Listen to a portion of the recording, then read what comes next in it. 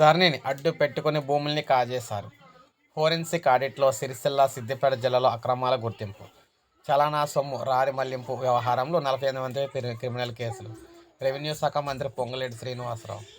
ధరణి పోర్టల్ను అడ్డుపెట్టుకుని గత ప్రభుత్వంలోని పెద్దల ప్రభుత్వ భూములను కాజేశారని, పోర్టల్లోని లొసుగులను ఆసరాగా చేసుకుని రిజిస్ట్రేషన్ చలానా సొమ్మును కాజేశారని రెవెన్యూ శాఖ మంత్రి పొంగులేటి శ్రీనివాసరెడ్డి ఆరోపించారు.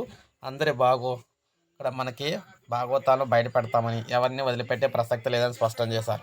సిద్దిపేట, సిరిసిల్ల జిల్లాలో కేంద్ర ప్రభుత్వ అనుబంధ సంస్థలతో పైలట్ ప్రాజెక్టు కింద ఫోరెన్సిక్ ఆడిట్ చేయించగా ఈ జిల్లాలో అనేక అవినీతి అక్రమాలు జరిగినట్లు ప్రాథమిక నివేదిక ద్వారా గుర్తించామని తెలిపారు.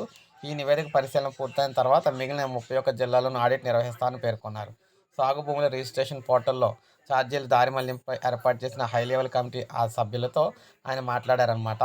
సో ఇంటెలిజెన్స్ అదనపు డీజీ విజయ్ కుమార్, కమిటీ సభ్యులు అనిష, ఎస్పీ సింధు శర్మ, మిగిలిన అందరూ కూడా ఇందులో పాల్గొనడం అయితే జరిగింది. రెవెన్యూ శాఖ కార్యదర్శి లోకేష్ కుమార్, రిజిస్ట్రేషన్ శాఖ ఇన్స్పెక్టర్ జనరల్ రాజీవ్ గాంధీ హనుమంతు పాల్గొన్నారన్నమాట. ఈ సందర్భంగా ధరణి పోర్టల్ ప్రారంభం నాటి నుంచి 35 లక్షల లావాదేవీలు జరిగినట్లు మంత్రికి హై లెవెల్ కమిటీ నివేదించింది. ప్రాథమికంగా 4848 లావాదేవీల్లో లోటుపాట్లను గుర్తించామని, 1109 దస్తావేజులకు సంబంధించిన 4 కోట్లు దారి మళ్లాయని వెల్లడించారు. ధరణి పోర్టల్లో లొసుగులతో చాలానా సొమ్మును కాజేసిన అంశంలో ఎవరి పాత్ర ఎంత ఉంది, తెర వెనుక ఎవరైనా ఉన్నారా, రెవెన్యూ అధికారుల పాత్ర ఏమైనా ఉందా అని కమిటీ సభ్యులైతే అంతా ఆరా తీశారు.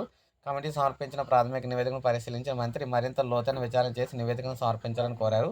ధరలో లొసుగులతోనే నాటి ప్రభుత్వం ఎలాంటి ముందు చూపు లేకుండా కుట్రపూరితంగా ధరణి పోర్టల్ తీసుకొచ్చింది. ఈ పోర్టల్ లొసుగులను ఆసరాగా చేసుకొని కొంతమంది అక్రమాలకు పాల్పడితే భూభారతి పోర్టల్ సాంకేతికత ద్వారా ఆడిట్ అయితే నిర్వహిస్తున్నాం.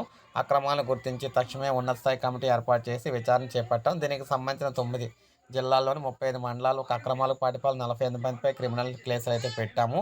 వాస్తవ పరిస్థితి ఎలా ఉంటే ప్రతిపక్షంలో ఉన్న ఓ నాయకుడు 1000 కోట్ల అవినీతి అని, మరో నాయకుడు 10,000 కోట్ల అవినీతి అని, మరొకరు భూభారతి పోర్టల్ అవినీతిమైన కొట్టుకొచ్చినట్టే నోటికి వచ్చినట్లు మాట్లాడుతున్నారని చెప్పేసి అన్నారన్నమాట. సో ఏది ఏమైనా భూములు అయితే ప్రభుత్వ భూములు, ప్రభుత్వం రావాల్సిన ఆదాయం భారీగా అయితే దోచేశారని చెప్పి తెలుస్తుంది. సో ఇది అప్డేట్. ఒక లైక్ చేయండి, సబ్స్క్రైబ్ చేసుకోండి, మన ఛానల్ సబ్స్క్రైబ్ చేసుకోండి.